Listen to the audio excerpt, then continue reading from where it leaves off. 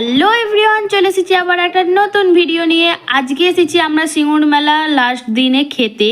মানে আমি আর ছোটু দাঁড়িয়েছিলাম বাইরে, দাদারা খেতে গিয়েছিল, ছোটুর ঘুম পেয়ে গিয়েছিল বলে তাই আমার কোলে উঠে পড়েছিল। এই যে দাদা বৌদি খেয়ে চলে এসেছে আর ছোটুর জন্য একটা আইসক্রিমও নিয়েও চলে এসেছে। যাই হোক, তারপরে আমরা চলে আসি একটু চশমার দোকানে। আমি একটু চশমার দোকানে এসে চশমা পরে একটু ক্যাদ মেরে নিচ্ছিলাম গাইজ।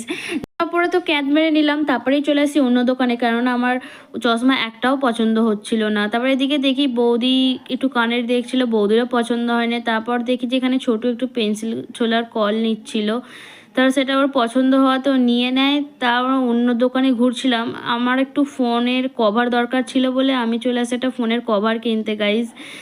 তারপর ছোটু বায়না করছে আমিও একটা ফোন কিনবো, তাই ওকেও একটা ফোন কিনে দেওয়া হয়েছে। তারপরে এদিকে এসে দেখি নাকি বৌদি একটুখানি থালা বাসন দেখছিল, কিন্তু বৌদির পছন্দ না হওয়াতে আমরা চলে যাই একটু কাপের দোকানে।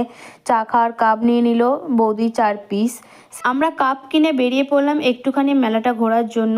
আজকে মেলাতে সেরকম কোনো ভিড় ছিল না, মেলাটা বেশ আমরা ভালোভাবেই ঘুরেছি, সব ঘুরে ঘুরে দেখছিলাম কোথায় কি বসেছে। তারপরে এদিকে এসে দেখি নাকি বৌদি একটা ব্যাগ কিনছে। বৌদির ব্যাগটা খুবই পছন্দ হয়েছে আর আমারও খুব পছন্দ হয়েছে। কালকে সরস্বতী পুজো বলে আজকে বৌদি একটা নতুন ব্যাগ কিনলো। যাই হোক, ব্যাগটা খুবই ভালো লেগেছে। চলুন, ওই এখান থেকে পুদিনাটা পাওয়া যাবে, কেউ কে দিবি?